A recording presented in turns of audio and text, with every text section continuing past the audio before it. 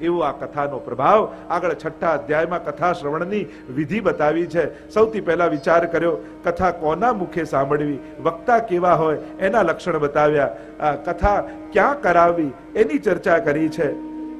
કથામાં કઈ રીતે પ્લાનિંગ કરવું કથાનું એની વિધિ બતાવી. 6ઠા અધ્યાયમાં આ કથાની વિધિનો ઉલ્લેખ કરવામાં આવ્યો.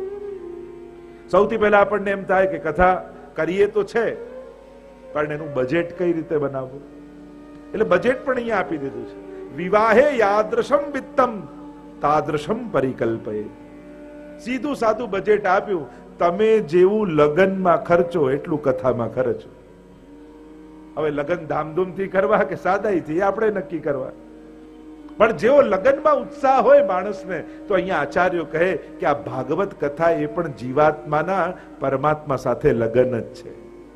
જેમ લગ્નમાં કેમ થાય, સૌથી પહેલા વરઘોડામાં વરરાજા આવે, સૌથી પહેલા કંકોત્રી છપાય લગ્નની, એટલે આપણે સૌથી પહેલા નક્કી કરીએ કે ચલો લગ્ન ક્યારે કરવા છે આ જીવાત્માના પરમાત્માની સાથે. એટલે સૌથી પહેલા નક્કી થાય તિથિ, તારીખ, સમય અને કંકોત્રી છપાય. બધાને આમંત્રિત કરીએ કે આ કોઈની કથા નથી, આ તો અમારો આત્માનો પરમાત્મા સાથેનો લગ્ન છે, વિવાહ છે. નક્કી થાય ને પછી વરઘોડાનો સમય આવે અને વરઘોડામાં બેસેલા વરરાજા ઘોડા પર સવાર થઈને પધારે. આપણે પણ માથે પોથીજી લઈએ. એ પોથીજી શું છે? એ જીવાત્માનો પરમાત્મા વરવા આવે એનો વરઘોડો છે. અને વાજતે ગાજતે ઠાકોરજી જીવાત્માને વરવા માટે પંડાલમાં આવે. પંડાલમાં પરમાત્મા પધારે. 7 દિવસ 7 એક દિવસે એક ફેરો જીવાત્માનો પરમાત્મા સાથે થાય અને 7મા દિવસે ભગવાન આ જીવાત્માને પોતાની સાથે વરીને પોતાનો કરી લે છે. અને એમ આ ભાગવત કથા પણ જીવાત્માના પરમાત્મા સાથે લગન છે. 7 દિવસ એ ભગવાન સાથે જીવાત્માના અલૌકિક વિવાહ છે. 7મા દિવસે આ પરમાત્મા તમને પોતાનો કરી લેશે. કરો કૃપા, હું કરું વિનંતી, પોતાનો કરી જાણો. એના રંગે રંગી દેશે, તમે એના થઈ જશો. એને ગમતું ગમવા લાગશે, એને ભાવતું ભાવવા લાગશે. જેમ એક કન્યા પરણીને પતિ પાસે જાય ત્યારે પોતાની બધી જ ઈચ્છાઓ, બધી જ રુચિઓ પતિ પરખ કરી દે છે, એમ ભાગવત સાંભળ્યા પછી આ જીવાત્મા પરમાત્મા પરખ થઈ જશે. એને રૂચે એ રૂચવા લાગશે, એને ગમે ગમવા લાગશે. તો આમ 7 દિવસમાં ભગવાનને આપેલા 7 વચનો જીવાત્માના છે. 12 સ્કંદ એ શ્રીનાથજી બાવાના 12 અંગ છે. ભાગવતજીમાં મુખ્ય 12 સ્કંદ છે. અને વેદમાં પરમાત્માનું સ્વરૂપ દ્વાદશાંગો વહી પુરુષાહ એમ કહ્યું. એ પરમ પુરુષ પરમાત્માના 12 અંગ છે એમ કહેવામાં. એમ શ્રીનાથજી બાવાના પણ 12 અંગ છે. એ જ શ્રીનાથજી બાબાનું વાંગ સ્વયંમય સ્વરૂપ એટલે ભાગવતજી. એટલે એના 12 સ્કંદ સાથે શ્રીનાથજી બાબાના 12 અંગની સમાનતા આચાર્ય ચરણ કરે છે. પ્રથમ 2 સ્કંદ ભાગવતજીના શ્રીનાથજી બાબાના 2 ચરણારવિંદ છે. ત્રીજો અને ચોથો સ્કંદ શ્રીનાથજી બાબાના બંને બાહુ છે. 5મો અને 6ઠ્ઠો સ્કંદ શ્રીનાથજી બાબાની બંને જંઘાઓ છે. 7મ સ્કંદ શ્રીનાથજી બાબાનો મુષ્ટિક વાળો હાથ છે. 8મો અને 9મો સ્કંદ શ્રીનાથજી બાબાના બંને વક્ષસ્થળ છે. 10મ સ્કંદ શ્રીનાથજી બાબાનું હૃદય છે. 11 સ્કંદ એ મસ્તક અને 12મો સ્કંદ એ શ્રીનાથજી બાબાનો ઊંચો ઉઠેલો હાથ, જે હસ્તથી શ્રીનાથજી બાબા પોતાના નિજ ભક્તોને પોતાના આશ્રયમાં બોલાવે છે. આવ આવ આવ આવ. શ્રીનાથજી બાબાના સ્વરૂપની આ જ ભાવના છે. સ્વરૂપ ભાવના શ્રીનાથજીની શું કે ઊંચો હાથ કરી પોતાના નિકુંજના દ્વાર ઉપર ઉભા રહી શ્રીનાથજી બાબા પોતાના નિજ ભક્તોને પોતાના શરણમાં નિકુંજમાં બોલાવી રહ્યા છે. આવ આવ આવ આવ. અને જ્યારે જીવ શરણે આવે ત્યારે શ્રીનાથજી બાબાનો જમણો હાથ મુઠ્ઠી વાળો, અંગૂઠો બહાર આમ કમર ઉપર છે. એટલે શરણે જીવ આવે ને એટલે શ્રીનાથજી બાબા ભક્તના હૃદયને પોતાના મુઠ્ઠીમાં બંધ કરીને અને અંગૂઠો બહાર કાઢી માયાને અંગૂઠો બતાવે છે કે આ જીવ હવે મારો થઈ ગયો, તારા કામનો રહ્યો નથી. હવે તારો પ્રભાવ આના ઉપર નહીં ચાલે, આ મારો થઈ ગયો. કારણ કે મામે વયે પ્રપદ્યંતે માયા મેતામ તરંતિ. જે મારા હોય એ માયાને તરી જાય છે. આ સ્વરૂપ ભાવના. તો આ 12 અંગ શ્રીનાથજી બાબાના એ આ 12 સ્કંદ છે. શ્રીનાથજી બાવાના જો તમે દર્શન કરો તો શ્રીનાથજીના તો દર્શન કરો જ છો, પણ શ્રીનાથજી બાવાની આસપાસ રહેલી કંદરાઓના પણ તમે દર્શન કરો.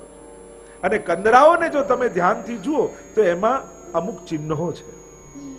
તમે શ્રીનાથજીની કંદરાના દર્શન કરો તો એ ચિહ્નો શું છે? આ 12 સ્કંધોના પ્રતીક રૂપે ચિહ્નો શ્રીનાથજી બાવાની કંદરામાં બિરાજે છે. એટલે કે એક શ્રીનાથજી બાવાના ક્ષણવારના દર્શન માત્રથી પ્રગટ ભાગવતજીના શ્રવણનું ફળ પ્રાપ્ત થાય.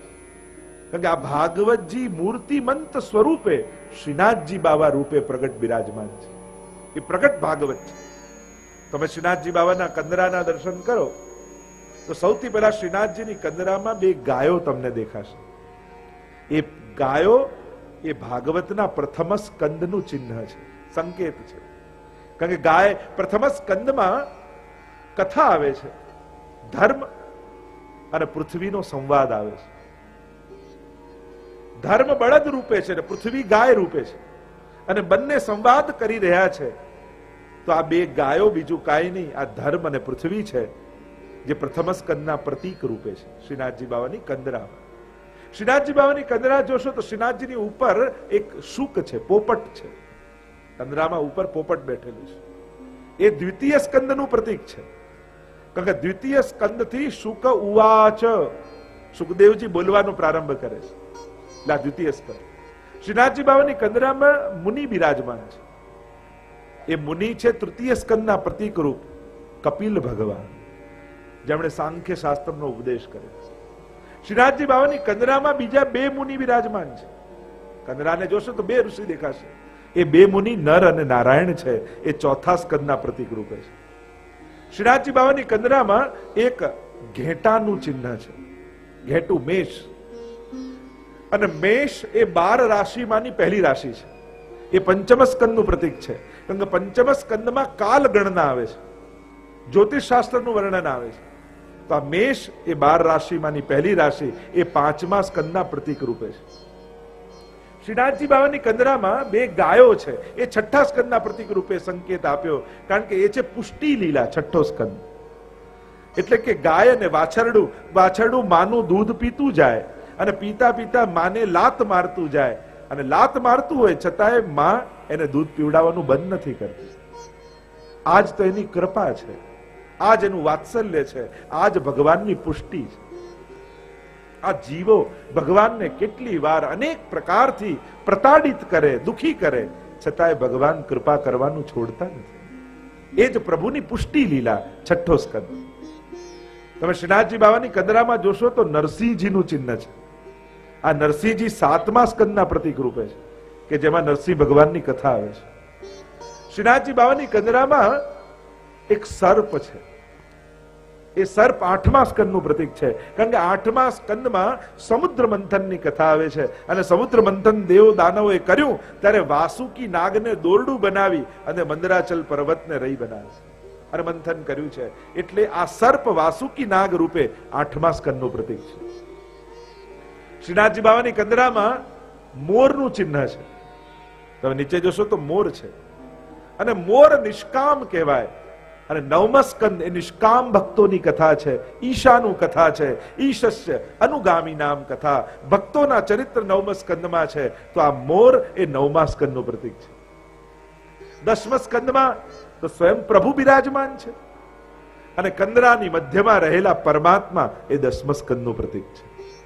તમદ્ભુતમ બાલકમ અંબુજે ક્ષણમ, સ્વયં પરમાત્માનું એમાં પ્રાગટ્ય છે. એકાદશ સ્કંદ એ મુક્તિ લીલા છે. શ્રીનાથજી બાવાને ફરતે એક સર્પ છે, ઘૂંટણ પાસેથી એક સર્પ જાય છે. શ્રીનાથજી બાવાના દર્શન કરો ને, એમ કહેવાય કે સમય થાય અને સર્પ પોતાની કાચળી ત્યાગે નહીં તો એ આંધળો બની જાય. અને એટલે જ આપણે ત્યાં કહ્યું કે મોહનું ત્યાગવું એ જ મુક્તિ છે. અને એકાદશ સ્કંદમાં મુક્તિ લીલાનું વર્ણન છે. તો એ સર્પ એકાદશ સ્કંદનું પ્રતીક છે. અને 12મો સ્કંદ એ આશ્રય લીલા છે. શ્રીનાથજી બાવાનો ઊંચો ઉઠેલો હાથ એ આશ્રય લીલાનું પ્રતીક, 12મા સ્કંદનું પ્રતીક છે. એમ 12 સ્કંદ ભાગવતજીના શ્રીનાથજીના શ્રીઅંગમાં પ્રગટ રૂપે બિરાજમાન છે. પ્રથમ સ્કંદમાં પ્રવેશ કરીએ. પ્રથમ સ્કંદ શ્રીનાથજી બાબાનું દક્ષિણ ચરણ, જમણું ચરણ અધિકાર લીલા છે. પ્રથમ સ્કંદની લીલા એ અધિકાર લીલા છે. અધિકારીઓની ચર્ચા કરવામાં આવી. ભાગવતજીમાં 3 વક્તા અને શ્રોતા છે. આ 3 જણાની વચ્ચેનો સંવાદ ભાગવતજી છે કે જ્યાં કોઈ પ્રશ્ન કરે છે, કોઈ ઉત્તર આપે છે. આપણે ત્યાં પ્રાય દરેક ધર્મ ગ્રંથો ઉપદેશ રૂપે નથી, જાહેર સભામાં નથી, પણ સંવાદ રૂપે છે કે કોઈ પ્રશ્ન કરે ને કોઈ ઉત્તર આપે. અને એ 3 વક્તા શ્રોતાને 3 અધિકારીઓની કેટેગરી આપવામાં આવી. એક છે ઉત્તમાધિકારી, બીજા છે મધ્યમાધિકારી અને ત્રીજા છે હીનાધિકારી. આ 3 અધિકાર ચર્ચાના ભેદ છે અને મહાપ્રભુજી બહુ વિસ્તારથી સમજાવ્યું છે. ઉત્તમાધિકારી કોણ, મધ્યમાધિકારીના શું લક્ષણ, હીનાધિકારીના શું લક્ષણ.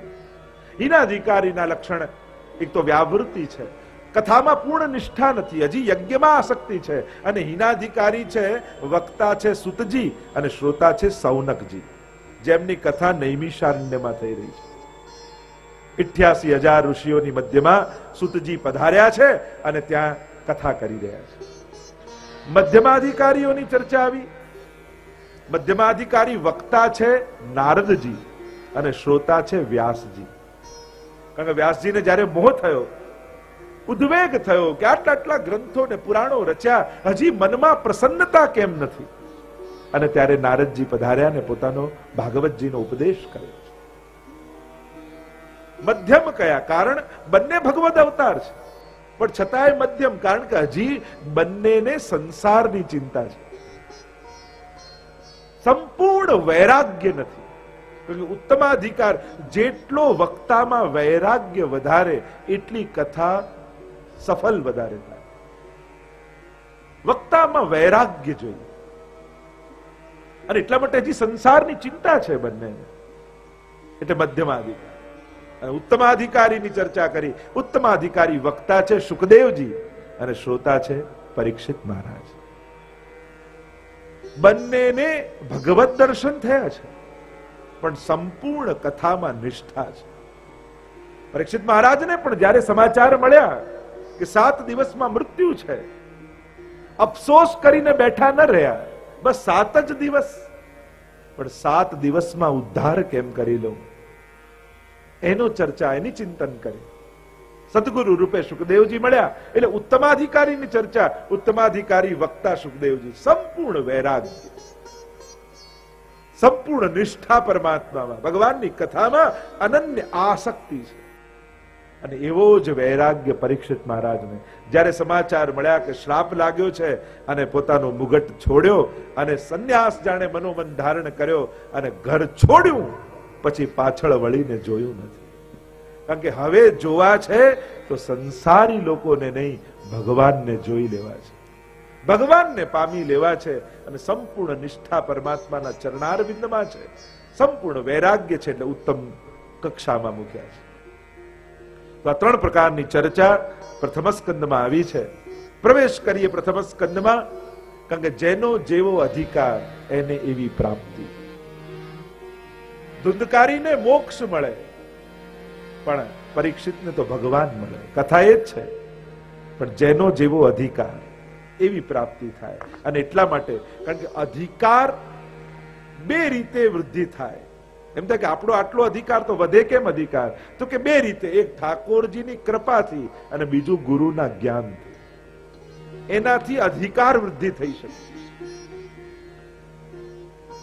પ્રવેશ કરીએ પ્રથમ સ્કંદમાં. 19 શ્લોક, 19 અધ્યાયમાં પ્રથમ સ્કંદની ચર્ચા કરવામાં આવી. 1 થી 3 અધ્યાયમાં હીનાધિકારીની ચર્ચા કરી, 4 થી 6 અધ્યાયમાં મધ્યમાધિકારીની ચર્ચા કરી, અને 7 થી 19 અધ્યાયમાં ઉત્તમાધિકારીની ચર્ચા કરી છે.